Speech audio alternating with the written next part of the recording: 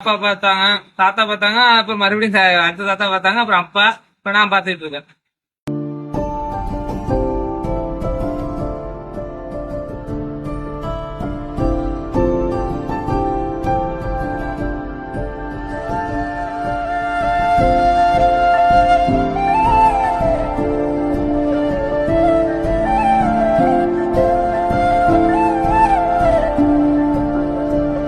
எப்படி இருக்குன்னா ஃபர்ஸ்ட் ஒரு முழு மரத்தை அந்த அழுத்தத்துக்கு இருந்தாப்புல குழந்தை எடுத்துக்கணும். நமக்கு தேவையான சைஸுக்கு கோடாலியால 4 5 உடச்சி எடுத்துக்கிட்டு அதுக்கப்புறம் அது வந்து அந்த மரத்துல நூல் அடிச்சிருக்குல அத இந்த அடிச்சிருக்கு பாருங்க, அதை இது பண்ணிங்க. ஏன்னா அந்த நூல் அது மாரி வார நம்ம கணத்துக்கு தகுந்தாப்புல நூல் அடிச்சு அதுக்கு தகுந்தாப்புல மறுபடியும் அதை வெட்டுவாங்க கோடாலியாலே. அதை வெட்டிட்டு திரும்ப அந்த மறுபடியும் வாட்சி அந்த மாதிரி கம்பெனி சின்னதா இருக்கிற வாட்சி பாட்டி மாதிரி அந்த இதை எடுத்து வச்சு ஷைனிங் பண்றது, ஃபுல்லா செதுக்கிறது. அதுமாதிரி செதுக்கிட்டு அதுக்கப்புறம் நம்ம வீட்டுல ஏற்ற வேண்டியதான். அதுக்கு சைஸ் இருக்கு. ஒரு வலைன்னா செவுத்துல போடுற மரம், அந்த மாதிரி செவுத்துல போடுறது, குறுக்குல போடுறது, பரணி மரம் அப்படின்ட்டு நிறைய சைஸ் இருக்கு. அதுக்கு தகுந்த கணம் இருக்கு. இந்த மரத்தையும் அந்த வீட்டையும் ஃபுல்லா பேலன்ஸ் பண்ணி நிக்கிறது அந்த அந்த மேல 2 கிட்டி தான்.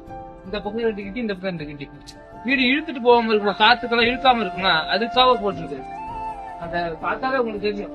மொத்தத்துக்கும் 4 பக்கமே அதை பேலன்ஸ் பண்ணி கவர் பண்ணி கொடுத்துரும். இந்த பக்கமும் 3 வாயிரம் போத்துருக்கும், இந்த பக்கமும் போத்துருக்கும். அதை வேணா நல்லா சூப் பண்ணி இது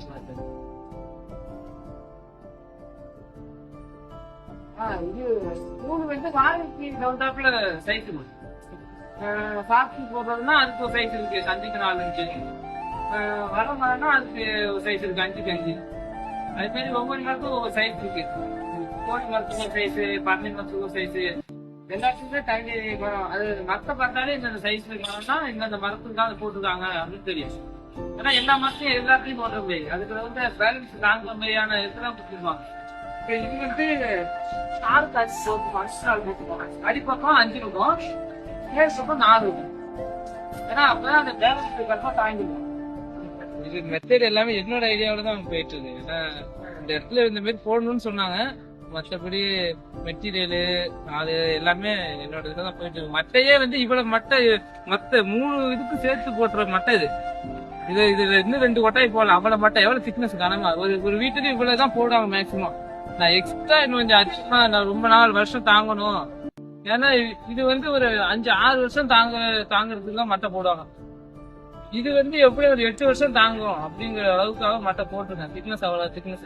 ஏன்னா ஒரு 4 லேயர் போடுவாங்க, 1 2 3 4 லேயர் தான் போடுவாங்க. நாம ஒரு 7 மட்டை அடிச்சு போட்டுருக்கோம். அவ்வளவு போட்டுருக்கோம்.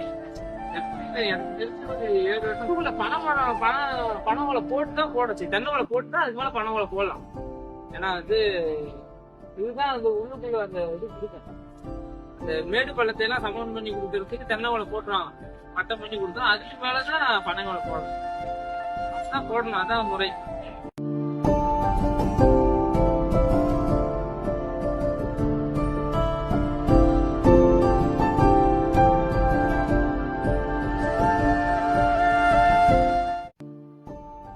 இது ஓட்டி இடுப்பு வீடு அமைக்கிறதா.